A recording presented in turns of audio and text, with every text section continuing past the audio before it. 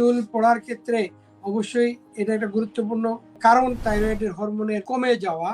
Thyroid hormone যখন কার্যকারিতা কমে যায়, যেটাকে আমরা বলি হাইপোথাইরয়েডিজম। থাইরয়েড হরমোনের এই ক্ষেত্রে 3টা ধাপ আছে, অর্থাৎ হরমোন নরমাল, এটাকে আমরা বলছি ইউথাইরয়েড, আমাদের মেডিকেলের ভাষায় এটাকে বলে ইউথাইরয়েড। হরমোনের কার্যকারিতা বেশি তাকে বলছি আমরা হাইপারথাইরয়েডিজম। হাইপোথাইরয়েডিজম হইলে কিছু কিছু জিনিস আমাদের বেড়ে যায়, যেমন ওজন বেড়ে যায়, ক্লান্তি বেড়ে যায়, এবং আরেকটা হচ্ছে যেটা বললাম আমরা যে চুল পড়া, এই চুল পড়া কিন্তু বেড়ে যায়। যে চুলের বৃদ্ধি এবং কোষ পুনর্গঠনে এই থাইরয়েড হরমোন ভূমিকা রাখে। এবং আরো কিছু জিনিস বাড়ে, সেটা হচ্ছে যে কোষ্ঠকাঠিন্য। হাইপোথাইরয়েডিজম হইলে এটা কোষ্ঠকাঠিন্যটা বেড়ে যায়।